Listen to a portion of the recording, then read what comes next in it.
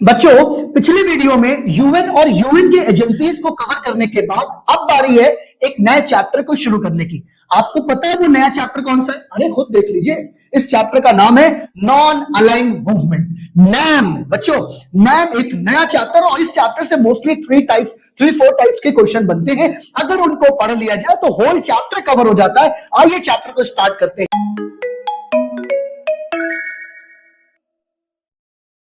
बच्चों, अब बात करते हैं आखिर ये नैम और नैम क्या चीज है हमारे लिए। फुल फॉर्म आता है नॉन अलाइंड मूवमेंट। मतलब अगर नॉन अलाइंड मूवमेंट को समझने से पहले हमें फोकस करना होगा नॉन अलाइंड पे। बच्चों, 1945 में काफी चेंजेस आ रहे हैं। पहला जो चेंजेस है वो सेकेंड वर्ल्ड वॉर एंड हो रहा है 1945 में। फिर यूएन का फॉर्मेशन हो रहा है 1945 में। उसके बाद रशिया एंड अमेरिका के बीच में कोल्ड वॉर, एक कैपिटलिस्ट नेशन है और एक कम्युनिस्ट कंट्री है, दोनों के बीच में कोल्ड वॉर स्टार्ट हो रहा है। उसके साथ साथ 1948, 47 एंड 1950s में बहुत सारी जो एशियन एंड अफ्रीकन नेशन है इन्हें इंडिपेंडेंस मिलना भी स्टार्ट हो गया। ठीक है, कॉलोनियल पावर से इन लोगों ने इंडिपेंडेंस देना स्टार्ट किया क्योंकि यूएन के चार्टर में था सबको सबकी जो सोवरेनिटी है उसको रेस्पेक्ट करनी है, तो सबको इंडिपेंडेंस मिलने भी लगा। अब प्रॉब्लम ये था कि रशिया एंड अमेरिका एक कैपिटलिस्ट नेशन और एक कम्युनिस्ट नेशन, इसकी वजह से जो वर्ल्ड है वो दो ब्लॉक में बट गया।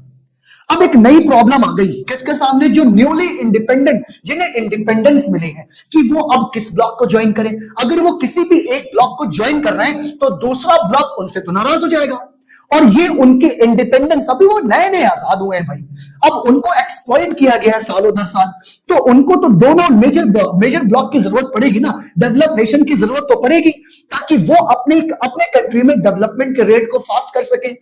और प्लस एक और भी बड़ी बात है, अगर हमें कंट्री को आगे लेके जाना है तो पीस चाहिए, हार्मनी चाहिए, डेवलपमेंट चाहिए। इसलिए जो न्यूली इंडिपेंडेंट नेशन थे उन्होंने एक नया पाथ अडॉप्ट किया, सेलेक्ट किया और उसको कहा कि हम नॉन अलाइंड रहेंगे। मतलब हम किसी मेजर ब्लॉक को ज्वाइन ही नहीं करेंगे। अच्छा, ज्वाइन करने का मतलब ये नहीं कि हम बिल्कुल पॉलिटिकली या इंटरनेशनल फोरम में हमारा कोई स्टैंड नहीं होगा। हम न्यूट्रल रहेंगे, हम सबको सपोर्ट करेंगे। ठीक है, सबको सपोर्ट करने का मतलब यह है कि हम ये प्रमोट करेंगे कि सब आपस में फ्रेंड्स रहें, क्योंकि भाई अगर एक न्यूली इंडिपेंडेंट नेशन है तो उसे सबकी जरूरत पड़ सकती है। इसलिए जो नया कॉन्सेप्ट आया और इससे ही क्वेश्चन में, एग्जाम में क्वेश्चन बनता है कि what do you mean by term non align. तो ये क्वेश्चन बनता है कि जो टर्म है नॉन अलाइन, इससे आप क्या समझते हैं, जरा आप इसको एक्सप्लेन करो। तो बच्चों, मैंने आपके लिए ऑलरेडी इजी कर रखा है कि कंट्रीज, कौन सी कंट्री, सिर्फ एक दो कंट्री नहीं है जिन्होंने नॉन अलाइन मूवमेंट को फॉलो किया, बहुत सारी कंट्रीज है। ठीक है, 25 कंट्रीज ने स्टार्टिंग में नॉन अलाइन मूवमेंट में एक ग्रुप बनाया और नॉन अलाइन मूवमेंट अपने यहां फॉलो किया। तो countries that follow this policy did not support और oppose any major power bloc. ठीक है ना, एनी मेजर पावर ब्लॉक लिख सकते हैं यहां, ज्यादा सही है, any major power bloc. They decided, क्या decide? They stand on each issue based on what was right for them. ठीक है, उन्होंने किसी को ब्लाइंडली सपोर्ट नहीं किया, उन्होंने देखा, उनको जो उनकी नीड थी उसके हिसाब से उन्होंने चीजों को देखा। ठीक है, उसके साथ साथ ये था क्या नॉन अलाइन मूवमेंट? ये एक इंडिपेंडेंट फॉरेन पॉलिसी है कि हम किस बेसिस पे किसी नेशन के साथ अपने रिलेशन को एस्टैब्लिश करेंगे, अपने रिलेशंस को बनाएंगे। तो बच्चों, पहला सवाल तो यही से बनता है कि भाई साहब आप ये बताओ नॉन अलाइन का मूवमेंट क्या हुआ, नॉन अलाइन टर्म का मतलब क्या हुआ? तो नॉन अलाइन टर्म का मतलब सिर्फ बच्चों इतना सा है कि कोई भी जो नैम कंट्रीज है वो किसी मेजर पावर ब्लॉक को ज्वाइन नहीं करेगी। वन कंट्री वो मतलब एक जो पावर ब्लॉक था वो कौन लीड कर रहा था? अमेरिका। एक कौन कर रहा था? रशिया। उसके साथ साथ बच्चों फिर एक क्वेश्चन और बनता है, नॉन अलाइन मूवमेंट का मतलब क्या हुआ? मूवमेंट का मतलब बच्चों सिंपल सी कहानी ये है कि जब बहुत सारे नॉन अलाइन कंट्रीज के लीडर ने कहा कि भाई साहब हम किसी पावर ब्लॉक को ज्वाइन ही नहीं करने जा रहे हैं, ठीक है, तो ये एक मूवमेंट बन गया। ये कह सकते हैं ऑर्गेनाइजेशन तो पूरी एक फिर ऑर्गेनाइजेशन होती है, उसमें बहुत सारी चीजों की जरूरत होती है। इनकी एक फॉरेन पॉलिसी थी, जितने भी न्यूली इंडिपेंडेंट नेशंस थे उन्होंने अपने यहाँ एक फॉरेन पॉलिसी बनाई and that foreign policy focus थी कि हम किसी भी मेजर पावर ब्लॉक को, मतलब जो रशिया एंड अमेरिका का जो कोल्ड वॉर चल रहा था, उसमें हम किसी ब्लॉक को ज्वाइन नहीं करेंगे। तो इसलिए बच्चों आपको नॉन अलाइंड मूवमेंट में लिखना होगा leaders, non aligned leaders follow an independent path, newly independent nation should not join any power block led by America and Russia. Sir एक क्वेश्चन आता है, वो क्वेश्चन क्या होता है कि भाई साहब ये नाम बन कैसे गया, इसकी पहली मीटिंग कहां हुई, इसके फाउंडिंग फादर या फोर आर्किटेक्ट या मेन आर्किटेक्ट लीडर कौन थे।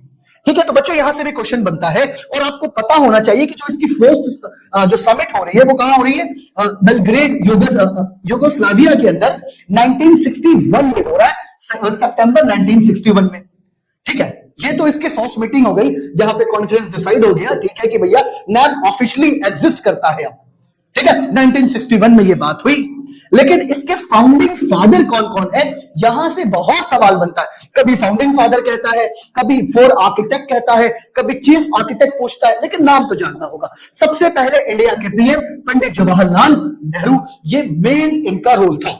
उसके साथ साथ इजिप्ट के प्रेसिडेंट अब्दुल नसीर, ठीक है, इजिप्ट के प्रेसिडेंट अब्दुल नसीर, इंडिया के PM Jawaharlal Nehru and Yugoslavia के प्रेसिडेंट कौन है, जोसेफ ब्रोज टीटो, इनका भी बहुत इंपॉर्टेंट रोल है। उसके बाद घाना के प्रेसिडेंट क्वामे। तो बच्चों आपको ये नाम याद रखने होंगे जिससे आप इन क्वेश्चंस को कर पाए। अब इसके बाद सिर्फ आपको ऑब्जेक्टिव याद करने हैं कि नैम के ऑब्जेक्टिव क्या है एंड नैम के फॉर्मेशन के पीछे रीजंस क्या है, आइए वो भी देखते हैं। बच्चों नैम के फाउंडिंग फादर या चीफ आर्किटेक्ट को देखने के बाद, नॉन अलाइन की मीनिंग, नॉन अलाइन मूवमेंट की मीनिंग समझने के बाद अब हम ये देखते हैं कि आखिर ऐसे कौन से फैक्टर्स थे जो रिस्पॉन्सिबल हुए कि भाई नाम को बनाना बहुत जरूरी है यूएन के होने के बाद भी। तो पहला फैक्टर ये था बच्चों कोल्ड वॉर। इस कोल्ड वॉर ने एक टेंशन क्रिएट कर दिया, एक डर क्रिएट कर दिया कंट्रीज के बीच में कि भाई साहब ये जो मेजर ब्लॉक, जो मेजर पावर है, आपस में कोल्ड वॉर कर रहे हैं और हम न्यूली इंडिपेंडेंट कंट्रीज हैं, हमारा क्या होगा। इस फियर के चलते सबसे पहला एक रीजन बना कि नाम को क्रिएट किया जाए। उसके बाद second, newly independent nation did not want to become the part of the cold war. Newly independent nation cold war में इन्वॉल्व नहीं होना चाहते थे। Third point, countries wanted to protect their political freedom. Countries जो थी वो अपनी political freedom, मतलब कि उन्हें कोई डायरेक्शन ना दे, उनकी सोवरेनिटी, उनकी इंटीग्रिटी में, उनके इंटरनल मैटर में कोई डायरेक्शन ना दे कि तुम्हारी फॉरेन पॉलिसी ऐसी होनी चाहिए, तुम्हारी जो डोमेस्टिक पॉलिसी ऐसी होनी चाहिए। तो वो एक पॉलिटिकल फ्रीडम चाहते थे। ये एक रीजन बना कि country wanted to protect their political freedom and sovereignty. उसके साथ साथ बच्चों अगर फोर्थ पॉइंट की बात करें तो friendly relation with all the nation, with all the country, क्योंकि भाई अभी अभी मुझे इंडिपेंडेंस मिली है, मुझे तो सबको दोस्त बना के रखना होगा, पता नहीं कब किस टाइम मुझे किस दोस्त की जरूरत पड़ जाए, इसलिए मुझे अपने साथ सारे लोगों को, सारे नेशन के साथ एक फ्रेंडशिप मेंटेन करनी है। उसके साथ साथ बच्चों सबसे इंपॉर्टेंट पॉइंट, और वो है independent foreign policy. Independent foreign policy के चलते ही नैम बनाया गया, जिसको नाम या नैम नॉन अलाइन मूवमेंट, कि हम भाई अलाइन नहीं है किसी के साथ, किसी मेजर ब्लॉक के साथ, हम एक्टिव हैं, हम इंटरनेशनल फोरम पे किसी पर्टिकुलर इशू पे हमारा खुद का स्टैंड होगा जो किसी से इन्फ्लुएंस नहीं होगा। हमें जो सही लगेगा मेरा इंटेंशन, मेरा ऑब्जेक्टिव और मेरा वही डायरेक्शन होगा जो मेरे कंट्री के इंटरेस्ट को सूटेबल है और जो सूट करेगा। तो बच्चों ये कुछ इंपॉर्टेंट 5 पॉइंट्स हैं जो नाम के फॉर्मेशन के लिए फैक्टर रिस्पॉन्सिबल फॉर द नाम फॉर्मेशन में पूछे जाते हैं और एग्जाम में इस टाइप का क्वेश्चन बनता भी है। 4 factor responsible for the formation of नाम। अब ये 4 फैक्टर 2 हो जाएगा, 3 हो जाएगा, लेकिन इसके बाहर नहीं होगा। बच्चों factor responsible for the formation of नाम करने के बाद अब बारी है कि हम ऑब्जेक्टिव ऑफ नैम देखें। मींस क्या पर्पस क्या था बनाने का, नैम नॉन अलाइंग मूवमेंट बनाने का एक पर्पस क्या है, मतलब एक तरीके से उसकी ऑब्जेक्टिविटी क्या है। तो आइए ऑब्जेक्टिविटी देखते हैं बच्चों। इससे जो टाइप्स ऑफ क्वेश्चन बनेगा वो सिंपल यही टाइप्स ऑफ क्वेश्चन है।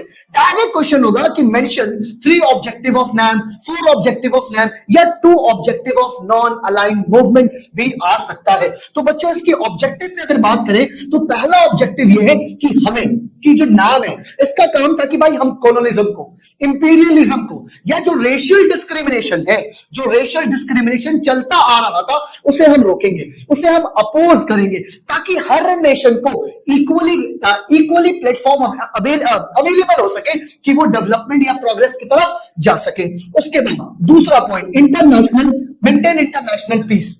अच्छा, ये इंटरनेशनल पीस मेंटेन करना क्यों? इंटरनेशनल पीस इसलिए मेंटेन है कि जो न्यूली इंडिपेंडेंट नेशन है अभी वीक है, और अगर ये किसी पावर ब्लॉक को ज्वाइन कर लेते हैं और बाद में उसी जो पावरफुल नेशन है, जो भी अगर वो कोई इनको इंस्ट्रक्शन देता है नहीं फुलफिल कर रहे हैं, तब तो वो कोई ना कोई कॉन्फ्लिक्ट की सिचुएशन आ जाएगी। इसलिए कहा नहीं भाई, हम एक अपने स्टैंड रखेंगे, हम एक न्यूट्रल रहेंगे, हमें सबकी जरूरत है। तो इसलिए कहीं ना कहीं नाम एक इंटरनेशनल पीस को प्रमोट करने का भी मीडियम बना। उसके साथ साथ जो यूएन के चार्टर है कि मेंटेन सोवरेनिटी मेंटेन करना, सबकी सारे नेशन की इंटीग्रिटी को, सोवरेनिटी को रेस्पेक्ट करना, और यही काम नैम भी कर रहा था कि स्ट्रेंथन कर रहा था यूनाइटेड नेशन के प्रिंसिपल को। तो this is also the objective of the NAM. उसके साथ साथ जो फोर्थ पॉइंट है बच्चों, इसको आप ऐसे समझ सकते हो कि to protect newly independent nation joining from any major bloc, कि किसी भी ब्लॉक में ज्वाइन, जो भी न्यूली इंडिपेंडेंट नेशन है उन्हें किसी ब्लॉक को ज्वाइन ना करना पड़े, चाहे वो लेड बाय रशिया हो, चाहे वो led by United state of America हो, क्योंकि यूएस एक कैपिटलिस्ट नेशन था और जो रशिया है वो एक कम्युनिस्ट नेशन है।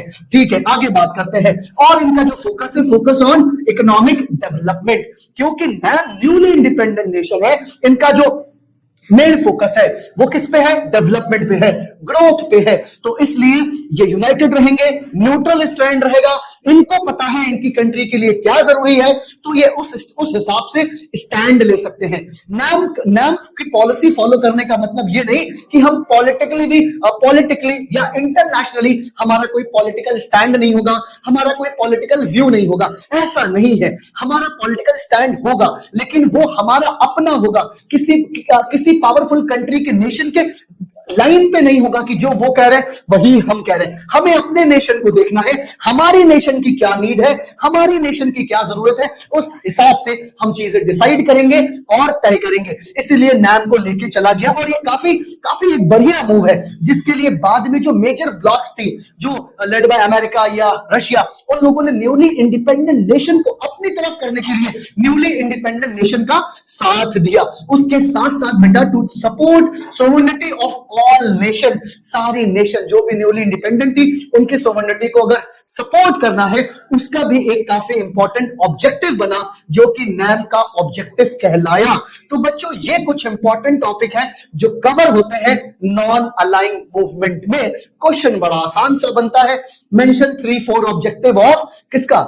Mention 3-4 objective of NAM. बच्चों, नॉन अलाइंग मूवमेंट में एक इंपॉर्टेंट टॉपिक है, वो है पंचशील प्रिंसिपल। बच्चों, ये पंचशील प्रिंसिपल इंडिया और चाइना के बीच में साइन किया गया था, जो कि बाद में बेसिस बना, फाउंडिंग प्रिंसिपल बना नॉन अलाइंग मूवमेंट का। 1954 में ये प्रिंसिपल इंडिया और चाइना के बीच में, in the agreement between India and China regarding Tibet, और बाद में क्या बना? यही फाउंडिंग प्रिंसिपल बन गया नैम के लिए। ठीक है बच्चों, ये प्रिंसिपल क्या था? प्रिंसिपल ये था, इंडिया और चाइना में ये एग्रीमेंट साइन हुआ कि भाई साहब हम दोनों म्यूचुअल रेस्पेक्ट करेंगे टेरिटोरियल इंटीग्रिटी एंड सोवरेनिटी को। ठीक है, पहला पॉइंट यही है कि respect for each other territorial boundary, मतलब तुम्हारी और अपनी दो भी जो बाउंड्री है, ठीक है, उसका रेस्पेक्ट करेंगे, एंड सोवरेनिटी को रेस्पेक्ट करेंगे। ठीक है, म्यूचुअल नॉन एग्रेशन, एक दूसरे पे अटैक नहीं करेंगे। ये 1954 में पंचशील प्रिंसिपल में ये बात लिखी है और ये बात कही जा रही है। ठीक है, लेकिन बाद में आपको पता है इंडिया चाइना वॉर भी होता है, वो एक अलग बात है। हम बात किसकी कर रहे हैं? पंचशील एग्रीमेंट या पंचशील प्रिंसिपल, जो इंडिया चाइना के बीच हुआ था, बाद में यही जाके फाउंडिंग प्रिंसिपल भी बन जाता है नैम का। उसके साथ non interference in internal matter, mutual non interference, कि इंडिया चाइना के इंटरनल मैटर में और चाइना इंडिया के इंटरनल मैटर में कोई इंटरफेरेंस नहीं करेगा। उसके साथ साथ equality and working for each other benefit, मतलब दोनों एक दूसरे के वेलफेयर के लिए, बेनिफिट के लिए काम करेंगे एंड दोनों पीसफुल कोएग्जिस्टेंस में बिलीव रखेंगे। बच्चों ये पंचशील प्रिंसिपल है, ठीक है। इससे भी क्वेश्चन आ सकते हैं कि व्हाट आर 5 पंचशील प्रिंसिपल। ये एग्रीमेंट किसके बीच में हुआ था, ये एग्रीमेंट कब हुआ था, 1954 में इंडिया और चाइना के बीच में ये करार पाया था, ठीक है। तो इसको हम क्या बोलते हैं, क्वेश्चन आ सकता है एक्सप्लेन 5 पंचशील प्रिंसिपल। ये भी बच्चों इंपॉर्टेंट है जो कि नैम के अंदर इंक्लूड होता है।